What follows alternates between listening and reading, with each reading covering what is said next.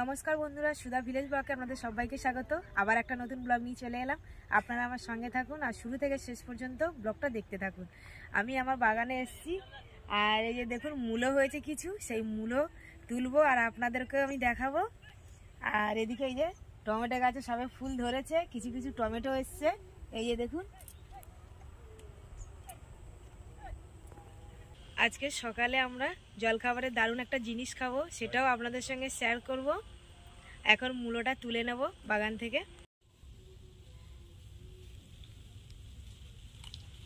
এই মূলোর কাছে চলে এসেছি আর ওই সাইডটা মুরগি অনেকটাই খেয়ে নিয়েছে। আর এই কিছু যেগুলো এই দিকটায় পড়েছে, এই দেখুন না কত বড় বড় হয়েছে লাল মূলো। এই একটা তুলেছি আর একটা তুলবো, কটা তুলবো। সোনাইয়ের বাবা কবে থেকে বলছে মূলো খাবে। এই যে দেখুন একদম লাল মূলো। এই একটা তুলবো। এই মূলোগুলো কিন্তু বেশ বড় বড় হয়, তাই এইটা দেখেছেন কত বড় হয়েছে। দেখুন মূলোটা পুরো বাচ্চাদের মতো, হাতও আছে আর পাও আছে, দেখতে লাগছে।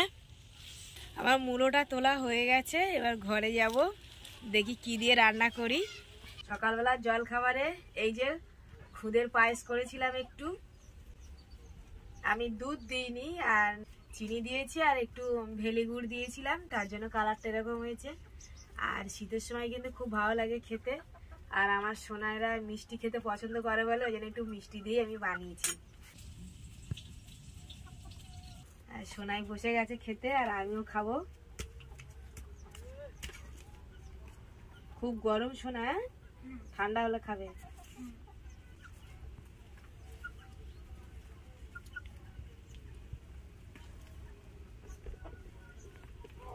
খুব গরম,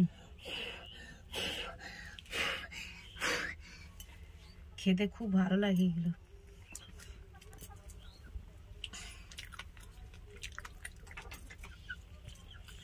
দারুণ হয়েছে না, হলো হালকা মিষ্টি হয়েছে, দারুণ হয়েছে, খুব সুন্দর। শীতের সময় বেশ গরম গরম এরকম খুদের ভাত হবে বা খিচুড়ি হবে, ভালো লাগবে। আর আমার এমনি একটু গলাটা বসে গেছে, যার জন্য আজকে একটু গরম গরম খুদের ভাত করলাম। সোনা কেমন হয়েছে? একদম ভালো হয়েছে। এটা খেয়ে নিয়ে তারপর দুপুরে রান্না করব। আর মূলো তো তুলে নিয়েছি, মূলো দিয়ে আর ছোট ছোট পুঁটি মাছ ছিল, কালকের পুকুর চাচা হয়েছিল, সেই মাছ দিয়ে আর মূলো দিয়ে বা পালং শাক দিয়ে একটু চচ্চড়ি করব। দারুণ দারুণ। আর কলা পাতায় তো আরো ভালো লাগছে খেতে। আমরা খুদের পায়েসটা খেয়ে নিয়েছি, নিয়ে এই যে পালং শাক আর একটু আলু কেটে নিয়েছি। আর এই যে মূলোটা তুলেছিলাম, এই যে মূলোগুলো কেটে নেবো, পালং শাক আলু মূলো দিয়ে আর পুঁটি মাছ দিয়ে চচ্চড়ি করব। আর এই মূলোটা রেখে দেবো, এইটা কাঁচা ভাতের সাথে খাবো, খুব ভালো লাগে কাঁচা খেতে। বন্ধুরা গলাটা আমার বসে গেছে, ওই জন্য বেশি জোরে কথা বলতে পারছি না। আর মূলোটা দেখছেন একদম লাল, এই মূলোটাই কিন্তু লাল মূলোটাই কিন্তু বেশি ভালো লাগে খেতে সাদা মূলোর থেকে। আর মূলোটা কি ঝাঁঝ, একদম কচি মূলোটা। অনেকে কিন্তু মূলো পছন্দ করেন না, একটু মাছ টাছ দিয়ে চচ্চড়ি করে খেলে কিন্তু খুব ভালো লাগে, বা ভাজা দারুণ লাগে মূলো। আমি মূলোটা কেটে এই যে রান্না করে নিয়েছি, আর এদিকে কচু দিয়ে আলু দিয়ে মাছের মাখা মাখা তরকারি বানিয়ে নিয়েছি। এবার আমরা সবাই মিলে ভাত খেয়ে নেবো। আর এদিকে এই যে ভাত বেড়ে নিয়েছি, আর এখানে সোনাই বসে পড়েছে ভাত খাবে বলে। দুপুরবেলা খাওয়া দাওয়া করে চলে এসেছি এই যে বীজতলা দেখতে। একটু জল কম আছে, তাই একটু জল দেবো তলাতে। আমার গলার খুব অবস্থা খারাপ, কথা বলতে পারছি না, পুরো বসে গেছে। আর এখান থেকে জল দিয়ে আমাদের গ্রামে কিন্তু গাছ কাটে, খেজুর গাছ, আর রস হয়, আমাদের একটা দাদা কাটে, সেটা আমি দেখাবো আপনাদের। তো এখন জল দেবো।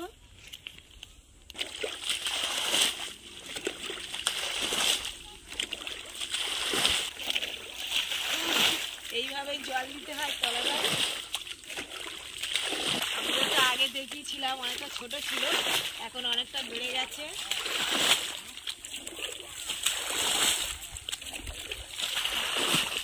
আমি তলাইতে জল দিয়ে দিয়েছি, আর যে দাদা খেজুর গাছ কাটে সেখানেই যাব।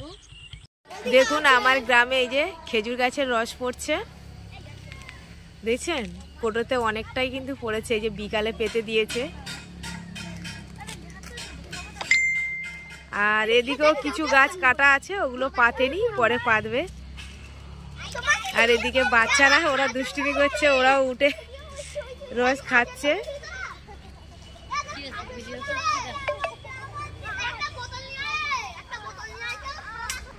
এই যে দেখুন বাচ্চারা কিন্তু খাচ্ছে রস, হাত দিয়ে দিয়ে পড়ছে।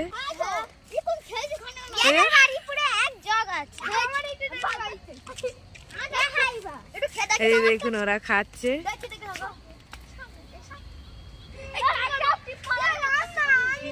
দেখলেন তো আমাদের গ্রামে খেজুর গাছের রস, আর এই রসে থেকে কিন্তু খেজুরের গুড় পাটালি হয়।